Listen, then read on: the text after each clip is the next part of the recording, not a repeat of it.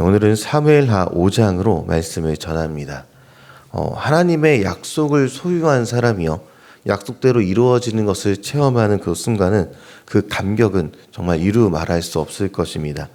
아브라함이 가나안에 들어가는 순간, 혹은 출애굽한 이스라엘이 요단강을 건너는 순간이요, 어쩌면 70년 포로기에 있었던 이스라엘이 하나님의 약속대로 포로 기한이 시작되어서 가나안으로 돌아오는 그날이 약속의 성취들이기 때문에 그 감격들이 있을 것입니다.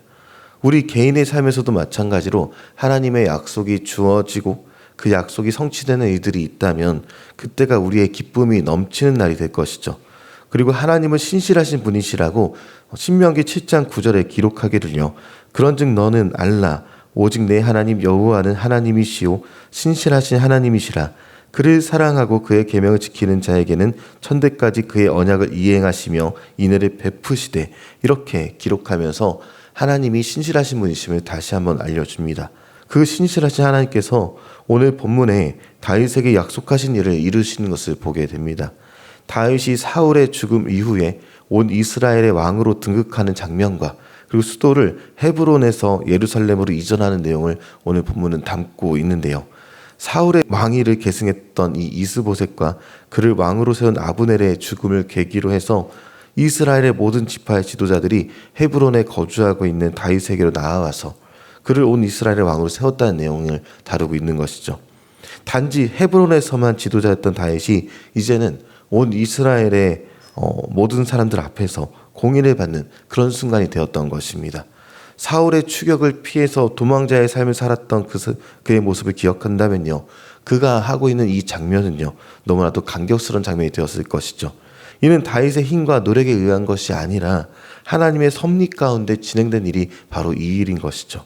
여기서 중요한 것은요, 다윗이 사울의 죽음 이후에 이 자체를 기회로 삼고 무기를 들고 이스라엘을 점령한 일을 하지 않았다는 것입니다. 다윗이 행한 것은 하나님의 때를 기다림이었습니다. 만약에 그가 기다리지 않았다면, 군사를 일으켰다면 수많은 죽음을 만들어낼 수밖에 없었을 것이고, 희대의 살인마로서 동족상잔을 하는 그런 사람으로서 이름을 올렸을 것입니다. 다윗이 다윗된 이유, 하나님의 때를 기다린 그의 넉넉한 마음이 중요하다라는 것이죠. 다윗은 자신이 힘이 있다고 해서 마음대로 행하지 않았습니다. 자신의 힘으로 모든 일을 해결하려 하지 않은 것이죠. 그 다음입니다. 7년 6개월의 세월이 흘러서 하나님이 정하신 그때가 되었을 때 북쪽에 거주하던 사람들도 자연스럽게 다윗 앞에 나와서 하나님께서 이스라엘의 지도자로 세우신 사람이라고 그를 인정하고 그를 왕으로서 세우게 되는 것입니다. 무력으로 행했다면 온 이스라엘의 인정을 받을 수 없었을 것이지만 그가 하나님의 때를 기다렸기 때문에 가능한 일인 것입니다. 그리고 그들은 다윗을 왕으로 세우려는 이유에 대해서 고백하면서 나아가는 것이, 하나는 다윗이 자신들과 한 형제다 이렇게 얘기를 하고 있는 것이고요. 그리고 또 하나는 사울이 다스리던 시기에도 자신들과 전쟁에 출전한 이는 다윗으로 실질적인 지도자는 다윗이었다, 이런 이야기를 하고 있는 것이죠. 그리고 마지막 하나는 하나님께서 다윗을 주권자로 삼으셨다, 이런 고백을 오늘 본문은 다루고 있는 것입니다. 이 일을 겪은 다윗의 감격은 어쩌면 이루 말할 수 없었을 것입니다.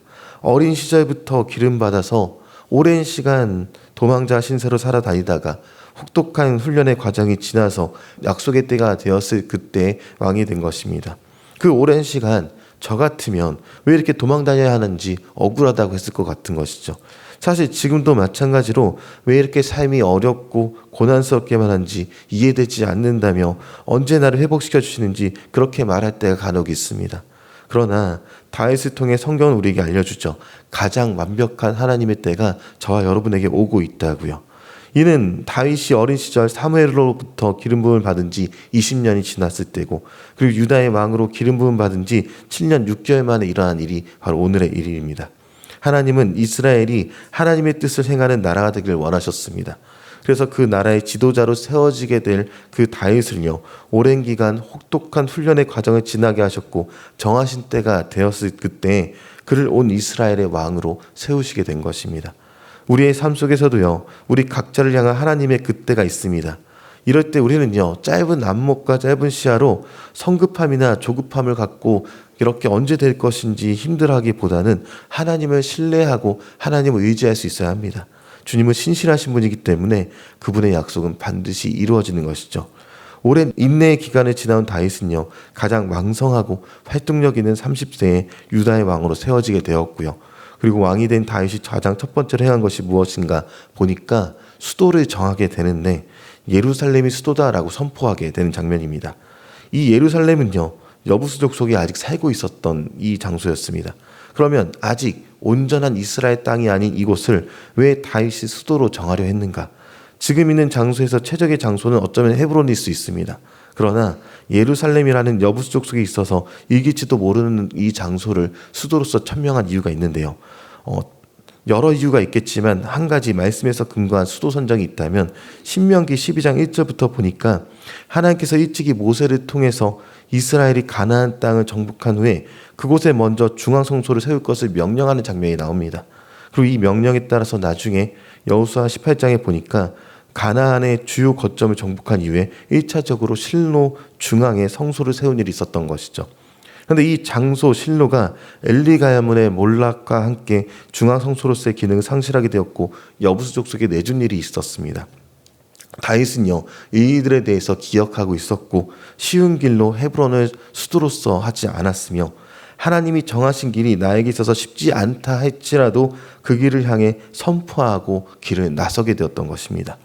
그래서 쉽지 않은 싸움이 될 것으로 예측하였으나 성경은 아주 수월하게 큰 어려움 없이 예루살렘을 점령한 것으로 그렇게 기록하고 있죠. 하나님은 때가 될 때 일사천리로 이끌어 가시는데요. 난공불락으로 여겨지는 이곳, 얼마의 시간이 지난지 알 수는 없지만 다윗은 예루살렘 성의 약점을 발견하게 되었고 그 약점을 공략해서 예루살렘을 점령한 것을 보게 됩니다. 고대 전쟁에서 수성전을 쉽게 이긴다는 것은 말이 안 되는 일입니다. 몇 년에 걸쳐서 둘러싸고 보급로를 끊고 이렇게 전쟁하는 것이 수성전의 기본입니다. 그러나 이 난공불락의 요새 예루살렘을 아주 쉽게 수로를 통해서 이 성을 점령하게 되었죠. 그리고 이곳을 수도로 선포하기까지 아주 몇 구절을 이야기만 우린 보게 됩니다. 하나님의 때가 차면요, 더디 움직이는 것만 같았던 모든 것들이 단번에 이루어지는 것을 보게 됩니다. TV 드라마를 보면요, 몇십 화에 이르도록 꼬이고 꼬인 관계와 갈등들이 있게 되는데 마지막 회가 되면요, 갑자기 일사천리로 모든 것이 해결되는 것을 우리는 잘 보게 되죠. 하나님의 때는요, 마치 이러한 모습과 같습니다. 갑자기 한순간에 우리의 꼬인 모든 것들이 해결되는 것, 구약에서는 이것을 신원의 날이다라고 하며 그 신원의 날이 이루어지는 현재 우리가 기다린 예수님의 재림을 기대하게 될 때 더디 오는 것 같으시나 일사천리로 단번에 이루어지는 것을 우리가 보게 될 것을 성경을 통해서 기대하게 합니다. 다윗은요, 예루살렘을 점령해서 제일 먼저 성벽을 보강하는 작업을 진행했습니다. 다윗이 성벽을 보강한 것은요, 외부의 위협으로부터 예루살렘을 보호하기 위함이었습니다. 마찬가지로 우리의 인생을 잘 세워가기 위해서는요, 세속적인 가치관으로부터 그 위협으로부터 우리를 보호할 정신 성벽을 잘 수축해야 되는 것이죠. 그렇게 잠언에서는 너희 마음을 지키라 라고 우리에게 말하기도 합니다. 세속적인 가치로부터 우리를 보호할 성벽은 하나님의 말씀이고요, 말씀으로부터 우리 인생의 성벽을 잘 쌓아가면서 하나님께서 주신 그때를 기대하는 저 여러분이 되기를 주님의 이름으로 축원합니다.